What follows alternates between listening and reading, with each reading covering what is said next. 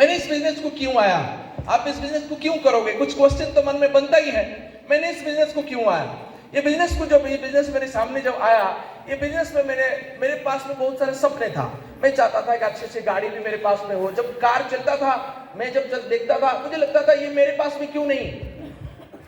मैं किराए का घर में रहता था, तो जब किसी का अच्छी सी बंगला देखता था, मुझे लगता था कि ये घर मेरे पास में क्यों नहीं है। मुझे अच्छा घर अच्छा लगता था, अच्छा गाड़ी अच्छा लगता था, बड़े बड़े बैंक बैलेंस अच्छा लगता था, अच्छा लाइफस्टाइल अच्छा लगता था, वाइफ को ज्वेलरी गिफ्ट देना अच्छा लगता था, बच्चे को अच्छा स्कूल में पढ़ें, ये भावना मेरे अंदर में था। माँ बाप के लिए मैं कुछ बढ़िया से कर पाऊँ, वो भावना मेरे पास में था। जिसको हेल्प की जरूरत है वो मैं करूँ, उस प्रकार की भाव मेरे पास में था। तो मुझे लग रहा था कि ऐसे कोई बिजनेस चाहिए, ऐसे कोई सिस्टम चाहिए जिसमें पैसा भी हो, जिसमें समय भी हो, जिसमें सम्मान भी हो, जिसमें सुरक्षा भी हो। सुरक्षा एक बहुत बड़ा चीज है जो मुझे इस बिजनेस को आने के लिए आंदोलित किया। मैं आपको एक स्टोरी के माध्यम से बता देना चाहूंगा कि मेरे जो दादाजी थे, दादाजी के जो भाई थे, उनका एक बेटा, दादाजी की भाई, क्या बोलोगे मुझे पता नहीं है, तो घटना बड़े मतलब कोई स्टोरी नहीं है, ये रियल स्टोरी है कि उनकी जो भाई थे, उनका एक बेटा और 5 बहन, 5 लड़की। उनका वो जो बेटा था, उनका बहन 5, मतलब उनका 5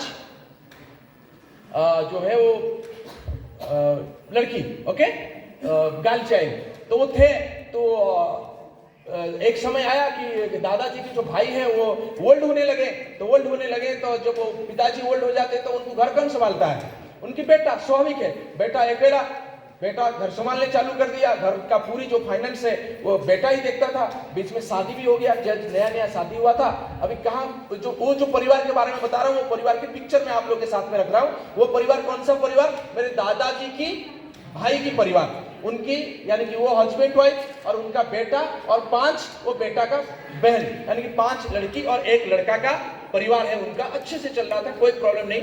लड़का का शादी हुआ, बहुत बढ़िया चल रहा था, सब कुछ चल रहा था। और अचानक क्या हुआ कि शादी के जस्ट 6 महीना के बाद में पता चलता है कि उनका तबीयत खराब होता है। उनकी तबीयत खराब होता है तो लोकल हॉस्पिटल में भर्ती कराया जाता है। लोकल हॉस्पिटल में ठीक नहीं हो पाते, फिर दूर ये सब होकर धीरे धीरे वो फाइंड आउट होता है कि उनको अभी वो कैंसर में, मतलब क्या बोले उसको, आक्रांत है। और कुछ समय के बाद में वो फाइनेंशियल जितने उनके पास में पैसा जीवित होता है वो सारे खराब हो जाता है, खत्म हो जाता है। उसके बाद में इधर उधर आगे पीछे इनसे उनसे पैसा मांग के कुछ दिन तक ट्रीटमेंट किया जाता है। मैक्सिमम से मैक्सिमम 6 महीना 1 साल के अंदर में उनका देहांत हो जाता है। ट्रू स्टोरी है। देहांत होने के बाद में उनका शादी हुआ था और उनका कोई बेटा बेटी थे नहीं। क्लियर हो रहे, उनका कोई बेटा बेटी थे नहीं। तो वो दादाजी की भाई है, तो हिसाब में वो मेरा दादा लगते थे। दादा मतलब क्या बोले उसको, जो फादर का भाई होते हैं क्या बोलते हैं उसको, चाचू। हिसाब से वो मेरे चाचू लगते थे। तो चाचू लगते थे, उनका कोई बेटा नहीं है, हम ब्राह्मण है, तो इसीलिए हमारा जो लाश होता है, जो सब होता है, तो उसको हम लोग डालते नहीं है, मिट्टी में डालते नहीं, उसको जलाते हैं। यहाँ पे बहुत सारे लोग होते होंगे, कुछ लोग डालते भी होंगे, कुछ लोग जलाते भी होंगे। तो वो जलाने के लिए जो मुखाग्नि देने की काम होता है, और उसके बाद में उनके जो कर्मकांड होता है, 8-9 दिन 10 दिन जो कर्मकांड होता है, वो कर्मकांड के लिए एक व्यक्ति चाहिए था। तो फाइंड आउट किया गया एक बच्चे को। जिस समय मैंने बच्चा था 12-13 साल में, मुझे याद था, मुझे ज्यादा समझ नहीं आ रहा था, लेकिन मैं वो सारे काम करने लगा, क्योंकि करना पड़ा, करने लगा मतलब करना पड़ा। जब करने पड़ा और मैंने उसके बाद में छोटे समय से, छोटे एज से मैंने उनके परिवार को अच्छे से क्लोजली देखा। क्या देखा, उनकी जो मदर थे वो जैसे पागल हो गई पूरा। उनका एक लड़का बेटा था, चले गए तो पूरा पागल थे, पूरी बेड पे थे। 5 बहन थे, खाने को तकलीफ, रहने को तकलीफ, सब कुछ तकलीफ चल रहा है। बहन का शादी नहीं हो पा रहा है, एजुकेशन नहीं हो पा रहा है, पिताजी भी मेंटली सही नहीं है। मैंने उनके घर को टूटते हुए मैंने देखा, और उसी बीच में मैंने बढ़ते भी जा रहा हूँ, और उनकी जो फैमिली है उनको मैं देख रहा हूँ। उसी समय अचानक छोटे समय से मन में एक प्रश्न बना था कि यार, क्योंकि मैंने देखा उनका जो बेटा है वो चले जाने के बाद में जो तकलीफ आया, वो बेटा का कमी तो कोई नहीं भर पाएगा, लेकिन जो तकलीफ आया वो तकलीफ का बड़ा कारण था फाइनेंस। पैसा नहीं था उनके घर में, क्योंकि इनकम करने वाले व्यक्ति नहीं रहे। उसी समय से माइंड में एक चीज चलते रहा कि क्या ऐसा कोई काम होना नहीं चाहिए, ऐसा कोई काम नहीं हो जिसमें 4-5 साल काम करने के बाद में अगर काम ना भी किया जाए तब भी घर में पैसा आते रहे। मुझे पता नहीं था ये डायरेक्ट सेलिंग है, बिजनेस ऐसा है होता है, मुझे पता, सिर्फ एक माइंड में एक प्रोग्रामिंग बना था कि ऐसा कुछ काम होना चाहिए जिसमें 2, 4, 5 साल 10 साल काम करने के बाद में एक व्यक्ति काम नहीं भी करे तब भी उनके घर में पैसा आनी चाहिए। तो उसी समय मेरे कॉलेज होने लगा।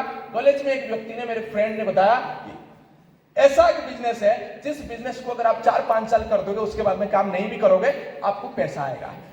ऐसा एक बिजनेस है जिसमें कुछ दिन काम करने के बाद में बहुत पैसा आएगा। तो मेरे को तो पहले तो समझ नहीं आया, लेकिन उसके बाद में मैंने जब समझा तो समझ में आया कि डायरेक्ट सेलिंग एक ऐसी इंडस्ट्री है जिस इंडस्ट्री में अगर कोई भी व्यक्ति काम करे 4-5 साल ठीक ढंग से इच्छा अनुसार काम कर ले तो उसके पास में पैसा का लगातार फ्लो बनते रहेगा, बनते रहेगा, बनते रहेगा। ये पैसा जितना चाहे उतना पैसा भी कमा सकता है, समय भी कमा सकता है, सुरक्षा भी कमा सकता है, वॉरंटी भी कमा सकते हैं, जो उनका मन चाहे वो कमा सकता है, वो भी बॉस फ्री बिजनेस हो। क्योंकि मुझे बॉस पसंद नहीं था तो वो खोज से समय आया, मुझे ऑल्टोस के साथ में मैं ऑल्टोस को देखा, एक बहुत बेहतरीन बिजनेस को देखा, एक आईटीसी कंपनी को देखा, इनकी प्रोडक्ट को देखा, प्लान को देखा, तो फिर मैंने लगने चालू कर दिया। तो ये बिजनेस को जो स्टार्ट किया, ये इंडस्ट्री में जो आया उसमें एक बहुत बड़ा रोल प्ले किया कि सुरक्षा चाहिए था। और मुझे लगता था केवल मुझे क्यों, बहुत सारे लोगों को ये सुरक्षा चाहिए, बहुत सारे लोग। क्योंकि उसके बाद में मैंने बहुत सारे ऐसे घटना में देखा हूं जिनके परिवार बर्बाद होते हुए मैंने देखा हूं, जिनके परिवार, जिनके फैमिली रास्ता पे आ जाते हुए मैंने देखा हूं। क्योंकि इनकम करने वाला का, अगर आप तो ये मैंने वो दादाजी की भाई की जो बेटा है वो इस धरती से चले गए उनके बात बता रहा हूं। अगर 6 महीना, 8 महीना, 1 साल, 2 साल किसी का तबीयत खराब होता है, उनके परिवार रास्ता में आ जाता है। क्या ये सही है कि नहीं है? तो मेरे अंदर में एक ही भावना आया, यार बहुत सारे लोगों को सुरक्षित करना है, बहुत सारा घर को ना सुरक्षित करना है, फाइनेंशियल सिक्योर करना है, और उसके साथ साथ उनको पैसा, गाड़ी, घर जो मन चाहे वो कमाए। मैं उस प्रकार की थॉट प्रोसेस मेरे अंदर में आया और उस प्रकार की भावना और विचार के साथ में इस बिजनेस को मैंने चालू किया। तो बिजनेस को मैंने चालू किया, धीरे धीरे धीरे धीरे धीरे धीरे धीरे ये बिजनेस बढ़ने लगा। शुरुआत में कुछ लोग आए, शुरुआत में कुछ लोग नहीं आए। कैसे वो जर्नी हुआ मैं आपको बताऊंगा। इस बिजनेस में फिर गाड़ी आया, घर आया, मान आया, सम्मान आया, करोड़ रुपया मैंने कमाया, 2 मर्सिडीज मैंने खरीदा, करोड़ों की मर्सिडीज में आज मैं चलता हूँ। भारत वर्ष में हर जगह पे नाम, पहचान, सब कुछ, आप जैसे लोगों का प्यार, सब कुछ मिला इस बिजनेस के माध्यम से लगभग 10-12 साल के अंदर।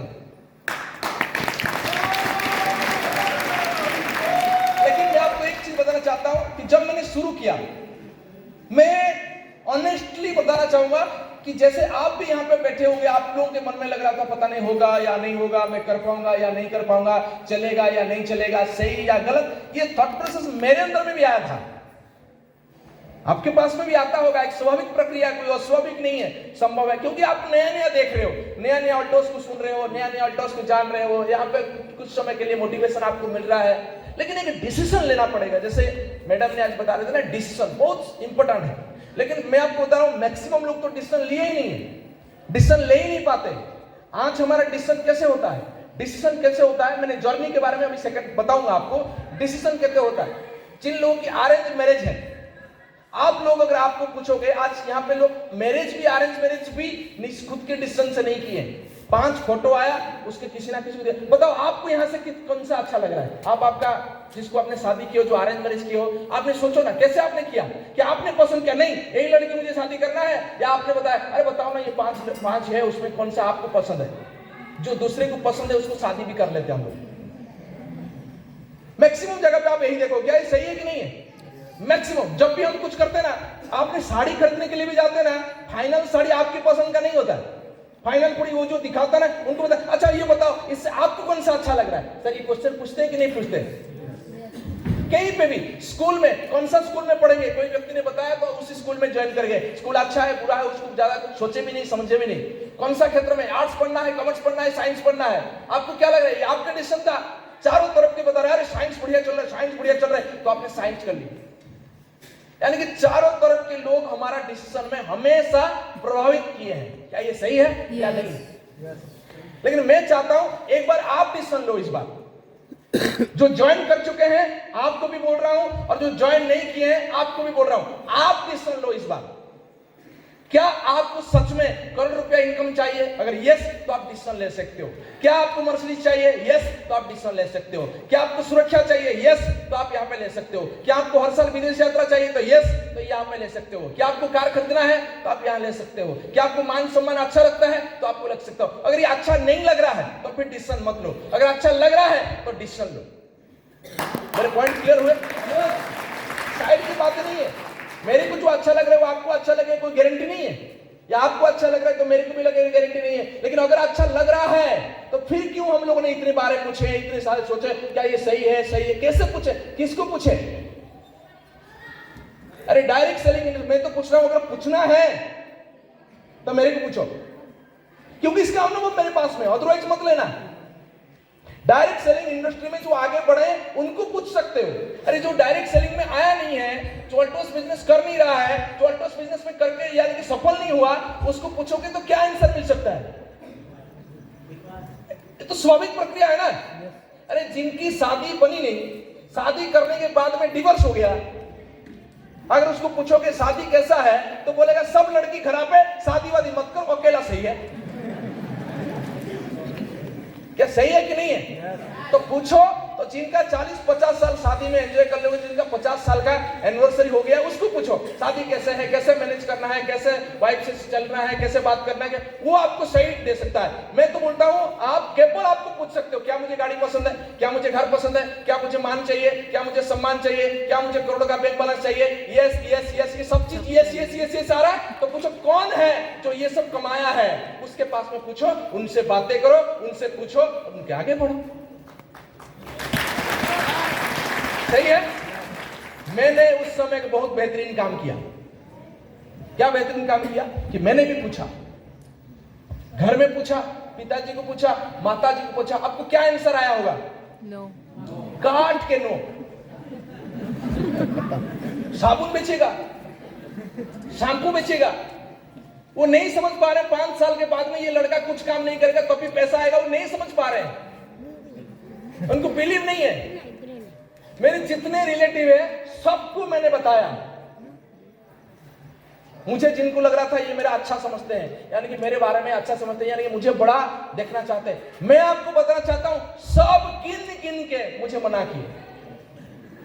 लेकिन मैं आज खुद को लक्की साबित हो रहा हूं, यानी लक्की मानता हूं, क्योंकि उस समय मैं खुद का डिसीजन में अटल रहा। अगर उनका मानता तो आज भी 10-15 हजार, 20 हजार, 25 हजार का कहीं पे नौकरी करता, ना गाड़ी होता, ना घर होता, ना मान होता, ना सम्मान होता, ना आप लोगों का इस प्रकार के लाइट दिखा के मुझे वेलकम होता क्या?